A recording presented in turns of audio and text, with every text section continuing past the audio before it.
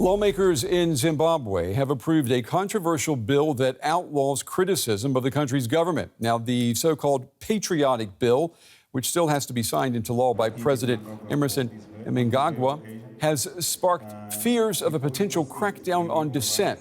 It was passed just hours after the government announced that parliamentary and presidential elections will be held on August 23rd of this year. Mnangagwa is seeking a second term in office. Now, journalists have criticized the law as an unconstitutional attempt to muzzle free speech and criminalize criticism of the president and his party. They want to be seen to be hardliners, so they want this law to try and put fear in the hearts of the electorate, in the hearts of the opposition, by using this bad law, which is coming on the eve of an election. Well, much of the outcry stems from one clause that criminalizes acts that, quote, damage the sovereignty and national interest of Zimbabwe.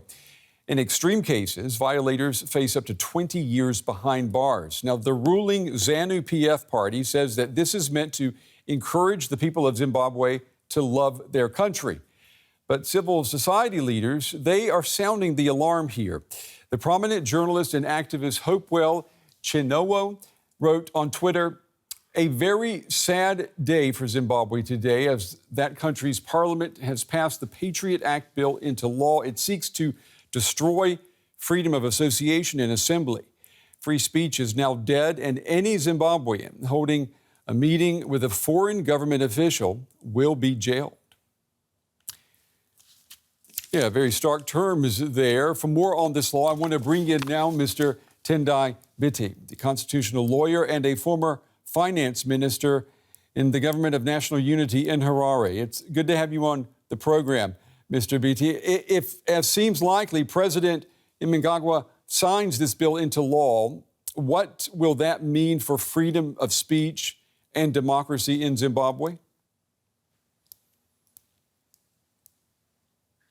It would definitely have a major chilling effect on Zimbabwean citizens, on us in the opposition, on NGOs.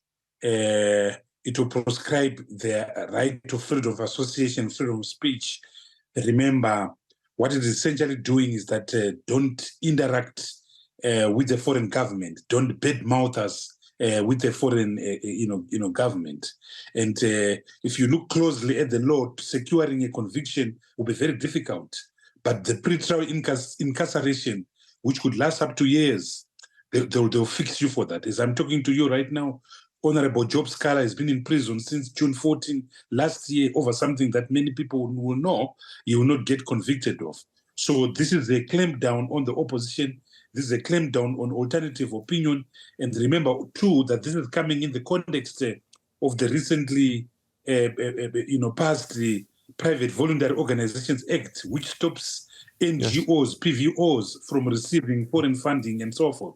So it's basically an emasculation of democratic space. Let me ask you, since it says that you're not supposed to badmouth the government with a foreign entity, let's consider you and me. I work for an international broadcaster. You're in Zimbabwe, and you and I are talking, and you criticize the government. Under this patriotic law, the Patriot Law, could you be accused of violating that law? Could you be put in prison for talking with me? Yes, easily. If you are considered, if your radio station is considered a proxy of the German government, definitely yes, it fits into the bill. So they say government or agent or a proxy of the government. That can mean anything. That can mean anything. So the definition is wide. And remember, the offense is anything that puts into disrepute the sovereignty of Zimbabwe. Yes. That means that if I speak honestly about, let's say, the corruption, the massive corruption in this country, obviously that affects the sovereignty. But it's fact. And I'm entitled to speak on that as a Zimbabwean. I've got a right to criticize that which is wrong. But this law is saying you can't do that. Shut your mouth and don't say anything bad about us. And considering that, you've got the government that has just announced elections will take place on August 23rd. Do you expect these elections, do you expect them to be free and fair?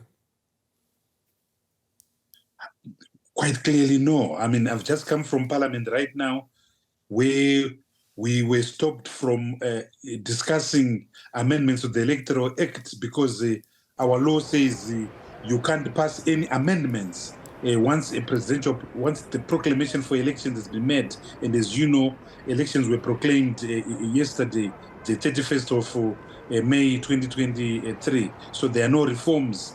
The voter registration exercise has been shambolic.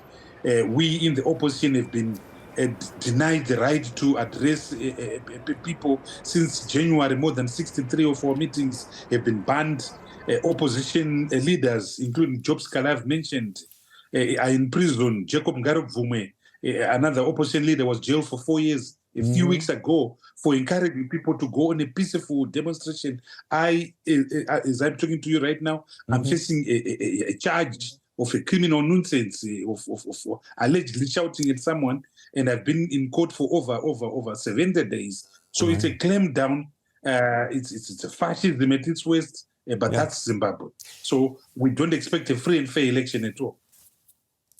I just wanted to ask you, last time around in 2018, the incumbent, Emmerson Mnangagwa, won just months after he had ousted longtime President Robert Mugabe. I remember it well. It was live on television. There was a palace coup.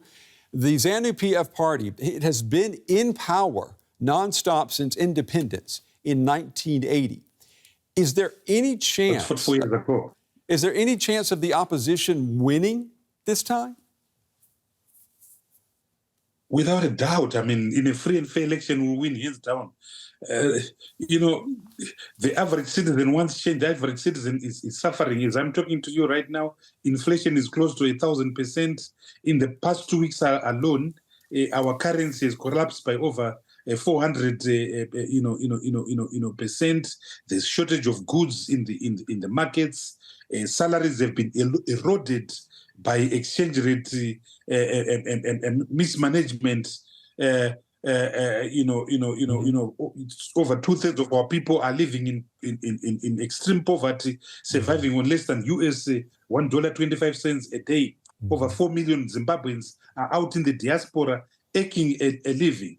This is a perfect classical environment and context for people voting for change, and they will vote for change.